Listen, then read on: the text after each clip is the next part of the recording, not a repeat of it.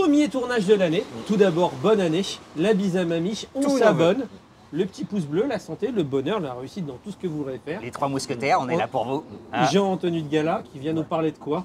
Des chiffres de l'année, des gagnants et des perdants, du bonus-malus 2024, parce que mine de rien, ça va chambouler le marché. On a fait nos petits paris sur qu'est-ce qui va marcher. Cédric va nous faire une petite news sur la Xiaomi Sucette. Et voilà, et on va parler aussi Volkswagen se rebiffe. Parce que c'est notre champion européen.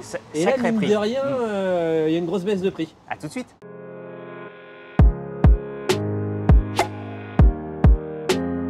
Bon bah sur les chapeaux de roue, bilan de l'année 2023, il y a des choses à dire. On peut se réjouir, il y a un plus 17% du marché.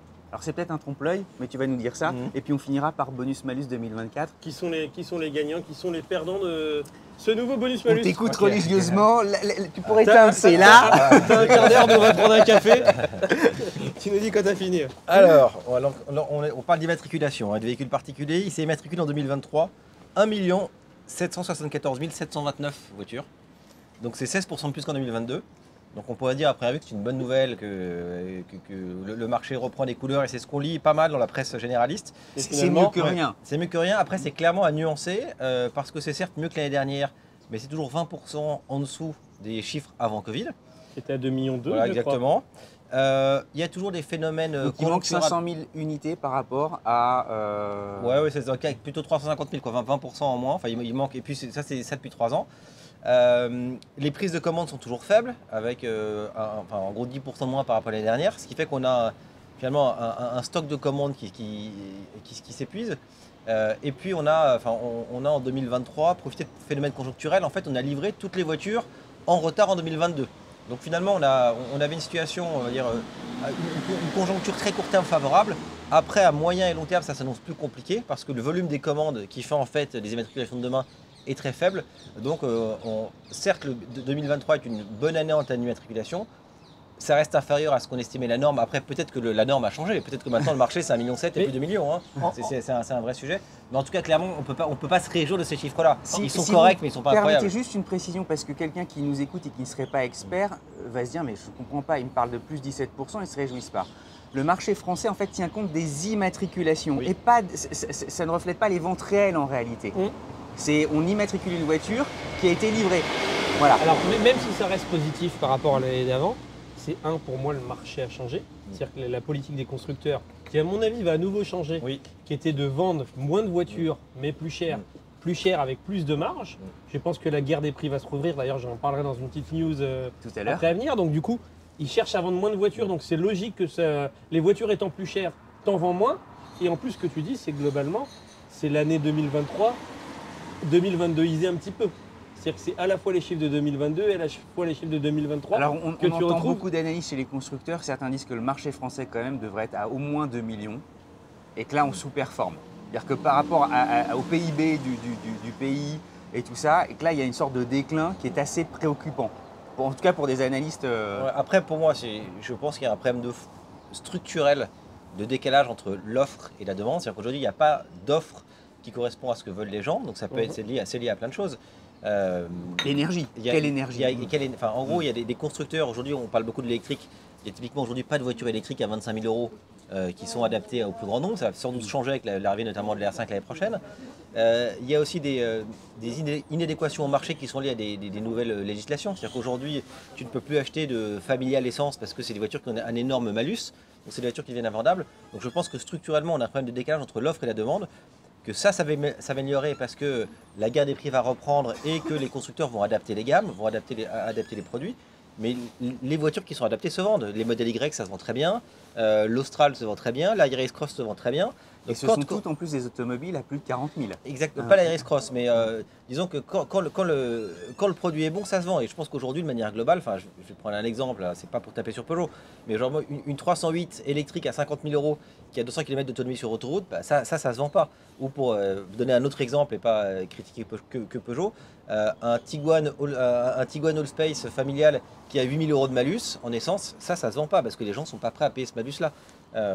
Donc de manière globale, il y a une inadéquation entre l'offre et la demande dont on peut espérer qu'elle est conjoncturelle et qu'elle elle s'améliorera, enfin elle se réduira en 2024, ce qui fera que les immatriculations repartiront à la hausse. Mais voilà, ça, il y a plein de choses qu'on ne maîtrise pas là-dedans. Super synthèse. Ouais. Non mais toujours, hein, on t'a bloqué dans ta Non, démonstration juste ouais. quelques points sur les énergies. Toujours les voitures électrifiées, donc électriques et PHEV qui sont en hausse, parce que c'est 26% en 2023, et donc c'est 4 points de plus que l'année dernière, et globalement c'est une hausse qui est structurelle. C'est 17% d'électrique et 9% de PHEV, et c'est 30% en décembre. Et historiquement, c'est toujours plus fort en décembre parce qu'il y a souvent des changements de bonus, donc on immatricule beaucoup en décembre ces voitures-là. Tesla, Dacia Voilà. Spring qui sont les plus gros vendeurs de VE. Le diesel à moins de 10%, donc ça pour le coup, il faut se rendre compte de ce que ça représente, parce que le diesel il y a 5 ans, c'était quand même ce qu'ils vendaient, c'était plus de 50% des immatriculations. Donc ça veut quand même dire qu'on peut avoir des changements structurels de marché très forts dans des laps de temps très courts. Donc après, il y a 10 ans, c'était 75% du marché. Voilà, donc on peut s'en réjouir, on peut le déplorer. Ce que ça montre simplement, c'est que les politiques publiques ont quand même un impact assez fort sur le choix des énergies. Et clairement, l'impact des ZFE là-dessus, il est extrêmement fort. Parce qu'aujourd'hui, à part les très gros rouleurs, plus personne n'achète de diesel parce que les gens ne veulent pas prendre le risque d'avoir une voiture qui, dans 3 ans ou 4 ans, n'aura plus le droit de circuler là où ils habitent. Voilà, la conséquence de ça, c'est que le CO2 est toujours en baisse parce qu'en décembre, c'était 92 grammes de CO2 en moyenne. Donc c'est un mouvement qui est de baisse. Le taux d'émission moyenne par automobile sur le marché aujourd'hui. Exactement. Après, si on regarde au niveau des constructeurs, alors Stellantis est en légère croissance, plus 1,8%, mais en fait c'est en baisse parce qu'ils sont à 1,8% dans un marché qui fait plus 16%, donc ils perdent des parts de marché. Après, c'est sans doute lié à des produits qui sont dans des cycles de vie moins favorables, avec un 3008 notamment qui est en fin de vie. Une gamme chez Citroën qui est pas encore, le C3 qui n'est pas encore vendu. La 208 qui a été restylée que sur la fin du dernier semestre. Exactement. Renault en revanche augmente plus vite que le marché parce que plus 18,3%. Donc c'est un peu moins en volume global de vente que Stellantis. Mais clairement, eux, ils ont une actualité produit qui est plus favorable. C'est impressionnant parce que l'Austral arrive, l'espace a été lancé, mais le gros des troupes, R5, Rafale, nouveaux Scénic vont arriver là. Ils ont l'offre adaptée au marché que maintenant. Donc c'est quand même mais ça va créer un décalage en fait. Comme ils ont un plan produit qui leur est favorable, contrairement à Peugeot, c'est-à-dire qu'ils ont sorti beaucoup de choses en 2023, ils vont sortir beaucoup de choses en 2024. Mais du coup, ils vont s'essouffler probablement en 2026, en 2027, et à nouveau ils auront un creux. Et là, Peugeot, le plan produit, il est cadencé. Hein. Oui, mais... Et les grands gagnants, finalement, en termes de constructeurs, c'est évidemment Tesla, avec plus de 115%. C'est dingue. Ils vendent 63 000 voitures, c'est plus que BM, c'est plus qu'Audi, c'est plus que Mercedes, c'est plus que Nissan. Enfin, c'est vraiment un constructeur majeur aujourd'hui en France, avec finalement seulement 2 voitures et des voitures dont le prix de base est de 40 000 €. Enfin, c'est quand même c'est incroyable comme performance. Et MG, plus 164%, avec 33 000 voitures vendues. C'est énorme. Donc attention MG. Alors MG, il y a un effet quand même conjoncturel parce que les MG vont perdre leur bonus l'année prochaine. Donc ça a accéléré les ventes cette année. Mais c'est clairement une performance de premier plan. En attendant qu'ils trouvent des solutions pour produire en Europe. Voilà, en Hongrie, je crois que c'est partie de ce qui a été annoncé. Mais parmi tous les constructeurs chinois qui sont parfois annoncés avec des effets d'annonce très spectaculaires, le seul qui suit derrière avec une gamme cohérente, en tout cas en Europe, aujourd'hui, c'est MG. Parce qu'aujourd'hui, en tout cas, MG pour les particuliers, ça se vend extrêmement bien. Nous, notre métier, qui est plus les entreprises, ça se vend moins et c'est plus Tesla. Mais clairement, aujourd'hui, MG, ils sont devenus incontournables sur le marché en très peu de temps.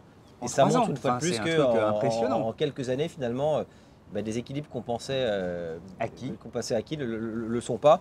Le top 5 des voitures, ça pour le coup, ça évolue pas. C'est toujours Clio 208, C3 2008. Donc la France. Clio est passé devant. Clio est passé devant par rapport à l'année dernière. Ouais. Donc voilà, la France reste un marché de petites voitures.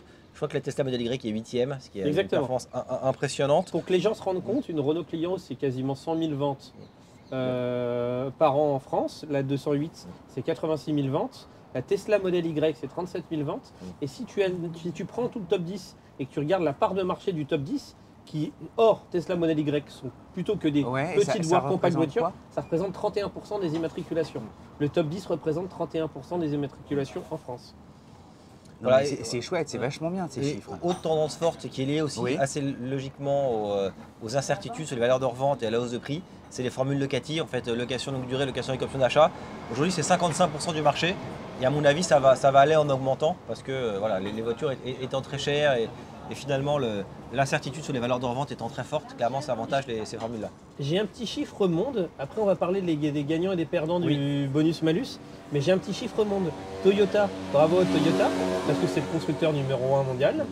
il est en train de boucler, on n'a pas les chiffres de décembre, mais à novembre, ils avaient déjà fait ce qui va être probablement leur meilleure année ever. C'est-à-dire que tout au long de leur vie, c'est la meilleure année qu'ils n'aient jamais fait en termes de vente de voitures. C'est-à-dire que leur précédent record est en 2019. Et là, quand on parle de l'importance du plan produit, eh ben, quand tu as un plan produit qui sort, et là les produits Toyota arrivent, que je pense à la Prius, qui techniquement a toujours été une bonne voiture, mais qui souffrait un peu d'un look, mondiale, un look un peu consensuel, bah là, elle est enfin un peu sexy. Parce que moi, je l'ai vu passer pendant les vacances en jaune, qui est la couleur de lancement, et honnêtement, elle est très sympa. Et bah, comme quoi, ça a des effets sur les ventes. Formidable. Mais quel constructeur. En parlant tout à coup d'automobile, on vient de faire le top 10. Quelle voiture il faudra suivre en 2024? Vos pronostics? Moi, je me lance si tu veux. Vas-y. Bon, je vais enfoncer les portes ouvertes. R5. Oui, mais commercialement, Jean, tu pourras avoir ton regard économique. Alors vas-y, R5. Alors moi, je dirais hors commercialement. Enfin, commercialement, oui, mais moi, je ne suis pas un professionnel de la profession comme Monsieur Pagési. Je dirais R5, nouveau Duster, qui pour moi va être un carton absolu. Je suis curieux, et je vais vous en parler d'ailleurs un peu après, de voir comment va se comporter notre champion européen, qui est Volkswagen. Parce que pour moi, je pense qu'ils ont mangé leur pain noir et que là, ils vont envoyer. Et vous allez voir, là, ils sont en train de sortir des offres où les produits montent en gamme, montent en équipement et baissent en prix. Je pense que là, ils sont chauds. Bien chauds. J'aimerais bien voir aussi comment un constructeur comme MG va se comporter. Parce que MG, c'était ce que tu as bien appelé le pricing power. Les voitures sont de bonne qualité, mais ce qui fait rentrer le client était le prix. Maintenant que le prix est un peu moins bon, comment ça va réagir? Je pense que le prix est tellement bon qu'il va rester de toute manière quand même bon. Mais je suis curieux Même si tu le dégrades, il reste quand même à 18 sur 20 par rapport à 20 sur 20. Donc moi je dirais R5, j'ai envie de suivre R5, Duster et gamme Volkswagen. Moi j'ajouterais le modèle Y facelift. Parce que je pense qu'il va arriver et qu'à mon avis il va très bien vendre comme la modèle 3. D'autant plus que lui a droit au bonus contrairement à la modèle 3. Et je suis assez impatient d'essayer la Mini aussi. Ah oui, Mini, je peux penser, oui. Et toi? Non mais vous avez tout dit, moi Tu vas pas lui sortir un petit X30? X30 ou Lexus LBX? J'aimerais bien voir ce que ça fait comme vente dans ça. Ce serait super. Moi j'attends la BM série 5 Break. Ah moi aussi j'attends. En PHEV. Est-ce que c'est pas la dernière en thermique qu'il faut souffrir? Tu vois? C'est vraiment pour qu'on parle de voiture. Mais je pense que sans doute en 2024, il va y avoir à mon avis une hausse des ventes des gros PHEV. Parce que ces voitures-là vont être fortement taxées en 2025. Donc je pense qu'en 2024, après ça représente des très petits volumes. Mais il faut prévoir une grosse augmentation des ventes de XC90, X5, GLE, série 5, PHEV, bah, toutes ces voitures-là. Comme en 2025, elles vont être très payées fiscalement. Dernière coupe de champagne, c'est cette année qu'il faut la prendre. Ça fait 4 mois que je regarde une 545. Si vous en avez une intérieure caramel, ça peut m'intéresser. Hein. Alors, à partir de 2021. Bonus-malus. Alors, qu'est-ce qui nous attend? Alors, au-delà des modèles, le but c'est que le gagnant, ça soit quand même l'industrie européenne. Et que merci de le dire. Et que les voitures soient produites en Europe. Après, encore une fois, on peut se féliciter ou déplorer ces politiques-là. Force est de constater qu'elles peuvent être efficaces, parce que quand tu vois l'évolution des ventes de voitures en France, tu vois bien que la politique publique a un impact assez fort quand même là-dessus. Après, si je regarde en termes de modèles, clairement, les vainqueurs, c'est ceux qui produisent des voitures en Europe. Donc Tesla Model Y, et ensuite toutes les voitures électriques des constructeurs européens globalement. La gamme Peugeot, la gamme Renault, la gamme BMW, la gamme Volkswagen. Voilà, toutes celles-là finalement vont avoir droit au bonus. Et les perdants, ce sont les constructeurs asiatiques. Donc évidemment MG pour commencer. Parce que MG4, pour le coup, les 5 000 € de bonus qui disparaissent, je pense que ça va avoir un impact assez fort sur les ventes. Et puis aussi quelques voitures de constructeurs européens qui sont produites en Chine. Je pense notamment à la Mini, qui est aujourd'hui produite en Chine, à la Volvo X30. Mini qui va être rapidement produite en Belgique, il me semble. Non, c'est la X30 pour le coup qui va être produite en Belgique, il me semble. À Gand. Et c'est pas la Mini aussi? Alors chacun est en train la Countryman va être produite en Europe, mais la Mini normale pour l'instant, je crois que ce sera Oxford, mais pas tout de suite. Donc aujourd'hui c'est produit. On a un fan qui roule en Range. Un Autrichien. Un Autrichien en plus. Et donc oui, il y a des constructeurs européens dont les voitures sont pénalisées. Dacia Spring aussi va perdre son bonus. Et chez Tesla, la Model 3 va perdre le bonus parce qu'elle est produite en Chine, contrairement à la Model Y qui est produite en majorité à Berlin. La Il faut Dacia sa- Spring, c'est un petit séisme, Ouais. parce que c'est la deuxième voiture électrique la plus vendue. je Après, crois. ouais, il faut savoir que la liste elle est évolutive. Donc en fait, à tout moment, les constructeurs peuvent déposer le dossier pour avoir le droit de réintroduire le voilà, groupe. de prétendre au bonus écologique. Après, évidemment, pour y prétendre, il faut que la voiture soit produite selon les exigences demandées par la loi. Donc ça veut dire en gros produite en Europe. Celle qui va gagner, Citroën C3 au final. Citroën C3. Après, Citroën C3, elle est aujourd'hui relativement seule sur son marché. Mais le marché de la petite voiture électrique à 25K. à 25K, Celle-là va prendre la place de la Dacia. ouais, Spring. non, mais il va y avoir la Renault 5 qui va être Ouais. pas beaucoup plus chère et à mon avis beaucoup plus sympa que la C3. Il va y avoir aussi la Volkswagen ID2 qui va être Ouais. très chère. Donc je pense que ce marché-là va se développer fortement. Et Twingo. ouais, Twingo. Oui, ça va arriver pas l'année prochaine, les amis. Là, on parle de 2024. Là, vous me parlez d'ID2, c'est 2025-2026. Twingo, Oui, mais c'est pété au stock. ouais, mais le marché va assez vite aussi. Ouais, mais la Citroën C3 va occuper tout 2024. Elle va remplacer la Spring pour moi. Bah, la R5 arrive vite là. Hein. Oui, Donc, R5, c'est vrai. R5, donc, c'est vrai. Mais R5 sera fin d'année ces 2024. trois, ils ont une fenêtre d'opportunité Ah oui, là, c'est. qui est pour moi, Oui, qui est pas en année, mais qui est en moi. Hein. Ouais. Dès que la R5 est là, ça va être. Non, juste un truc aussi. Cette politique évidemment de réindustrialiser l'Europe, elle est quand même ultra bénéfique pour nous, puisque jusqu'à présent, justement, on se disait zut, les Chinois vont nous bouffer tout cru. Là, les Chinois cherchent des solutions pour s'implanter durablement en Europe. Donc c'est bien pour l'emploi, c'est bien pour notre industrie BYD et c'est bien pour les prix. BYD qui, je crois, à vérifier parce que j'ai pas bossé la news, mais BYD qui, je crois, est passé premier constructeur mondial de véhicules électriques Oui, devant au Tesla. mois de décembre. Les courbes se sont légèrement inversées. On n'en parle pas, mais premier constructeur de véhicules électriques, mine de rien, c'est pas rien, ouvre son usine en Hongrie. Donc il parlait de usine, il cherchait une usine, et là, en fait, ils vont tous venir en Europe. Donc ça va. Alors, le problème, c'est où en Europe? On aimerait que ça soit en France. Vu notre climat, j'ai l'impression qu'on va jamais gagner. Mais Toyota l'a bien fait et avec succès. Bah oui, tu regardes quand même les conditions fiscales, tu Ouais. regardes tout ça, forcément. Bah oui, c'est Tu naturel. regardes le petit bonus qu'on donne à l'entrée. Quelque chose à ajouter ou pas, Jean, où tu Sur l'actu produit, sur le 2024, les grandes tendances. Non, enfin. Encore une fois, pour moi, la clé 2024, c'est est-ce qu'on va avoir enfin une offre plus en adéquation avec la demande du marché pour aller rattraper finalement les volumes d'avant Covid. Et mon sentiment, et qui est plus qu'un sentiment, parce que là, nous, on a en fait, en début d'année, les constructeurs nous donnent les politiques de remise. Par exemple, BM va nous dire chaque année pour les pros, ça allait être ma le question. X1, je sais pas quoi, il y a 12 sur un X1, 14 sur une série 3. Et en fait, là, autant les deux précédentes années, ça se resserrait. Là, on voit que ça ouvre les vannes. Donc j'ai le sentiment que Donc voilà, t'as un optimisme qui pointe. La guerre des prix reprend et la hausse des taux qui finalement pèse énormément sur le prix réel des voitures parce que les voitures elles sont financées soit en location soit en crédit. La hausse des taux va s'arrêter, voire les taux vont baisser un petit peu. Donc finalement, dans ce qui fait le prix global d'une voiture, c'est le prix loyer. catalogue qui va moins. Enfin, le prix catalogue a pris en 3 ans autant qu'en 10 ans, entre 2020 et 2023. Là, j'ai le sentiment que ça va. On va revenir à des rythmes d'évolution qui vont être plus classiques. On va avoir une hausse des remises, des taux qui vont se stabiliser. Donc j'ai bon espoir que finalement le prix réel des voitures diminue et qu'on ait en plus une offre un peu plus cohérente avec ce que veulent les gens et pas des routiers électriques qui roulent 200 km. Donc voilà, j'ai bon espoir qu'on puisse en 2024 reprendre une croissance, même si aujourd'hui objectivement le volume des commandes qui va faire les premières livraisons de 2024 est assez faible. Donc tu espères une année 2024 à 2 millions d'unités? Ouais, 2 millions. Dans un an, on sera là et... Désolé de la petite interruption, parce qu'en fait, la passion automobile n'est pas morte. Il y avait un petit jeune homme.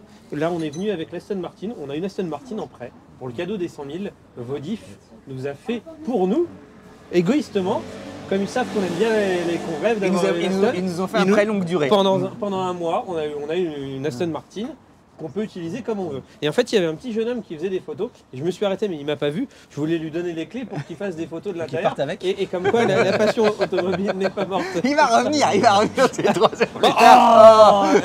Faut qu'on y aille. Petite news, la guerre des prix, à mon avis, va repartir. Donc toi, tu vas le voir et ça va être intéressant. Et en plus, pour toi, ça va être mieux commercialement. Ah oui. Parce que toi, ta grande plus-value chez PCA, c'est globalement, comme tu achètes un volume que les gens n'achètent pas, tu as accès à des conditions tarifaires que quelqu'un tout seul n'aura pas accès, mais surtout en plus, tu as un accompagnement, tu as un service, tu as quelqu'un au bout du téléphone s'il y a un souci, etc. Donc pour toi, la guerre des prix, c'est une bonne chose, même si c'est aussi pour nous en tant que consommateurs, c'est une bonne chose. La guerre des prix reprend. Et je vais vous lire exactement ce que j'ai écrit. J'ai écrit Volkswagen se rebiffe. En fait, toute la gamme Volkswagen en entier a été revue. Alors, en fait, ça va être un peu compliqué à expliquer parce qu'en fait, on va devoir comparer des carottes et des choux. Parce qu'en fait, le prix a baissé, mais les équipements ont monté, donc il faut tenir en compte. J'ai essayé de vous en faire un petit condensé. Globalement, la gamme ID baisse énormément. Il y a une nouvelle finition d'entrée de gamme et une nouvelle finition cœur de gamme qui s'appelle Life Max. En fait, c'est une nouvelle finition qui est plutôt très bien équipée, qui se rapproche quasiment du haut de gamme. Pour rappel, la gamme Volkswagen, on l'a dit, éligible au bonus sur quasiment la totalité de la gamme, parce qu'elle est fabriquée en Europe. Donc il faut être sous les 47 000 €. En gros, ça fait des baisses sur les loyers, parce que les voitures électriques sont quasiment à 80% achetées en loyer. Ça fait des baisses, par exemple, sur l'ID5, qui était, je crois, à 850 €, elle perd 400 € de loyer. Wow.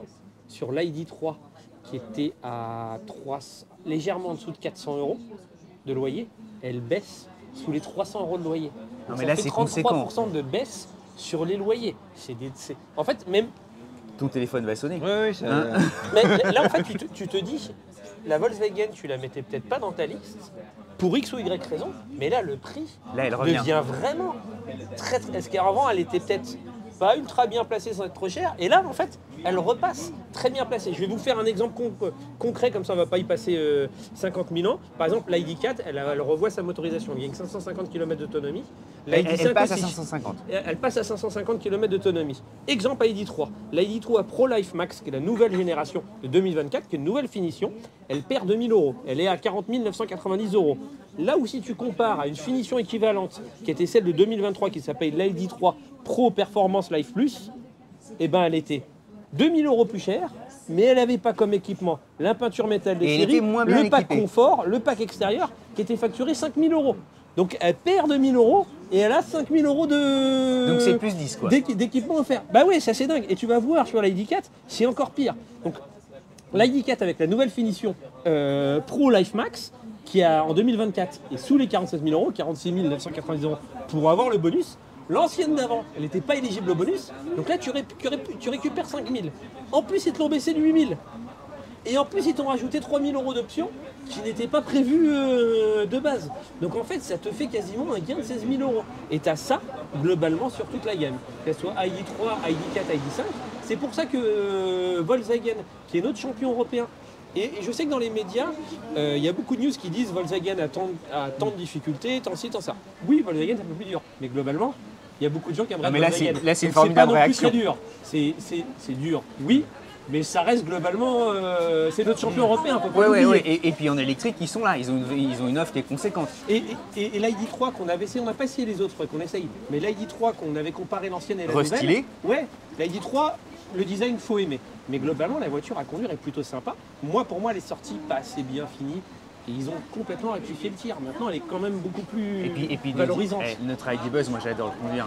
Oui, mais ça c'est... Oui, mais c'est la plateforme. Oui, ou en volumétrie, c'est ID3, ID4, ID5 qui va faire... Bien sûr, mais l'ID Buzz, c'est quand même chouette. Je vous fais une petite... c'est assez long. Alors. Xiaomi SU7. Oui. Alors le nom en français, ça fait Sucette. Bon, voilà, pourquoi pas. Qu'est-ce que c'est? Un constructeur de téléphone, Xiaomi, se met à faire des automobiles. C'est pas vrai. Et alors, vous allez voir la fiche technique. Oui. C'est-à-dire qu'il a pris les meilleurs, donc Tesla, et il a upgradé de 10%. Et là, aujourd'hui, tout le monde commente, tout le monde se dit, mais qu'est-ce qui se passe? Les mecs sont tellement forts. Dans 15 ans, ils veulent être dans le top 5 des constructeurs, voilà leur objectif. Vous irez regarder le profil du SU7, mais ça ressemble à un Taycan ou un Panamera. Ils ont déjà un CX record. Ils sont sous les 0,20, ils sont à 0,195. Donc c'est pour beaucoup d'ingénieurs, descendre sous les 0,20. Ah, c'est sous les 0,20? Ouais, ils sont à 0,195. Pour beaucoup, ils te disaient c'est hyper dur et tout ça. Donc boum, ça y est. C'est pas un SUV, c'est une berline. Ça y est. Ils ont deux motorisations, pour le moment évidemment 100% électriques, qui tournent à 21 000 tours par minute. Vous allez me dire, mais attendez, on n'a pas les repères et tout ça. Alors le meilleur repère, c'est la Model S Plaid qui a 20 000 tours par minute et le Taycan a 16 000 tours. Et eux te disent déjà, bah, nous on est plus haut que ça. Leur batterie, elle est en carbure de silicium, rechargeable à 800 volts. 800 km d'autonomie, elle rentre dans toutes les normes de sécurité mondiale de tous les pays, ce qui est hyper dur. Ils disent que les performances commencent à être dégradées en dessous de moins 20 degrés. C'est-à-dire qu'ils tiennent les perfos jusqu'à -20, ce qui est vachement balèze. Ensuite, évidemment, 15 minutes pour passer de 20 à 80%. Ils ont comme Tesla une presse, tu sais, pour faire du monobloc. Ah oui. Donc ça y La est, ils l'ont. Gigafactory. Donc ils te disent, nous on passe toute notre La caisse. Gigapress, je sais plus comment Il y a ça s'appelle. 72 pièces, une seule pièce. Boum, terminé. Donc rigidité, la totale, normes de Quand t'as un sécurité. accident, Ouais, quand tu tu prends ta arrives. voiture, tu la jettes. L'autonomie, eux te disent, bah nous c'est la totale. C'est-à-dire qu'en ville, tu branches ton bouton, elle roule toute seule. D'accord. Donc c'est le niveau absolu, c'est-à-dire que sans les mains, sans les yeux, tu parles avec les passagers, ils te disent... Conduite nous, autonome. Parce c'est- que moi, autonomie, je m'attendais à un chiffre de. Non, pour de puissance. la conduite, mais c'est ce qui est un exploit total et ce qui correspond, pour tout vous dire, à ce que nous, les équipementiers, nous disent. La Chine en ce moment est la seule à acheter des lidars et tout ça pour justement passer à des voitures qui se pilotent toutes seules et l'industrie européenne serait en retard sur le sujet. On a vu sur la Lotus Elect. C'est donc voilà. Donc CX-095, je vous l'ai dit, c'est un bébé qui fait 5 mètres de long. Il y aura deux versions, 300 chevaux, 673 chevaux. La version 300 chevaux fait le 0 à 100 5,28. La 673 chevaux fait le 0 à 100 2,78. 2,60 maintenant, on compte les décimales. Centièmes. Voilà, 210 km/h, 265 km/h en VMAX pour voilà, de manière alternative. Et alors, il communique. Commercialisé en France à un moment donné ou pas? Ça arrivera en France évidemment, tu peux Ouais. déjà essayer d'aller te la configurer. Ok. Et il communique aussi sur, tu sais, sur le freinage pour passer de 130 à 0. Et combien? 35 mètres, 33 mètres Ouais, pour la. Et ce qui est vraiment des trucs de Porsche 9. Parce que c'est des voitures en plus un peu lourdes, donc ça me Voilà, rappelle plus. voilà, c'était juste pour vous dire que bah, la Chine, un constructeur de téléphone. Alors évidemment pour tout ce qui est, tu sais, l'IA. Sony avait sorti une voiture, ça en est où ce truc-là? Ah, je sais pas, moi je, Ça fait je- cheap, enfin, non moi je me méfie un peu. Enfin, Tu te parce mets. que Ouais, alors t'en as- vas-y, il y a- il y a ouais, eu- vas-y, moi je il suis y a eu peut-être trop pareil, il y a enthousiaste. le Faraday Future, les mecs ils devaient arriver pareil avec un truc qui, pour 10 000 euros, tu devais avoir 10 000 km d'autonomie et 0 à 100 en 2 secondes. Ah bon, il y avait Ouais. ça? Les mecs ils avaient recruté, ils disaient qu'ils avaient recruté Et ils t'offraient un Mars. ils avaient recruté tout le board de BM, Mercedes et ça cartonnait, je les ai pas vus. À moindre échelle, il y avait Airways qui devait arriver en France et je crois qu'ils ont vendu 200 voitures l'année dernière, donc c'est pas encore le constructeur numéro 1. Donc, et même dans une bonne mesure, Lucid qui devait faire beaucoup mieux que Tesla, la voiture est très belle, mais ils sont en grosse difficulté financière. Donc c'est pas la première fois qu'on voit un constructeur qui promet beaucoup. Attendons de voir la voiture sur la route. Après, avec Xiaomi, c'est un énorme groupe, donc ils ont sans doute des moyens que d'autres n'ont Pardonnez-moi. pas et sans doute plus sérieux que d'autres effets d'annonce. Mais attendons d'avoir la voiture sur la route et voir ce qu'elle vaut réellement. Parce que les constructeurs qui annoncent des choses assez extraordinaires sur du papier, voilà, alors ça peut être pour lever des fonds, mais je pense pas que c'est leur cas à eux. Et Ouais, pour nous, que Sandborn en parle. Nous, on aura 2 millions d'abonnés à la fin de l'année. Si vous jurez. Non, ou même Ah Opium, non, même Opium. 14 juillet. On va lever 28 millions. Mais même Opium, le constructeur de français de voitures à hydrogène, Oui. qui devait, voilà, Un dernier petit truc croustillant. Allez, Alors, vas-y. c'était le démarrage, donc on avait plein de choses en stock. Audi sort une série spéciale, un peu inspirée d'une 911 Dakar. Surtout que le Dakar approche. Q8 e-tron. Alors, ils lui ont mis des gros pneus, des grosses roues, c'est tout noir, avec une Un galerie sur le 4x4 toit. qui fait du 4x4. Donc un 4x4 100% électrique qui fait du 4x4. Ah 99 exemplaires. Ça vaut. Il faudra s'adresser à Jean en loyer, il nous dira ça la semaine il va prochaine. faire, s'il il va veut. faire. Une affaire. C'est- Pour faut 120 000 euros. Ça, c'est deux tout facial. voitures achetées, vous aurez 2 voitures. Mais elle a une certaine allure J'ai et pas je me vu du dis, tout. est-ce que ça peut pas devenir un collector? Tiens, regardez, je pense que c'est plutôt ta cam en. Moi, ce que j'ai loupé, j'aurais bien aimé En avoir une look. Audi TT. Une Audi TT, j'adorais cette Ouais, voiture, on elle a peut- disparu. Eh un ben, peu on de se la- fait un essai. Mais elle est plus vendue. Ah, il n'y a plus. Donc je C'est pense fini, pas qu'elle ils sera ont pas arrêté. prête. ça. Arrête. C'est Ouais, fini. c'est fini l'Audi TT.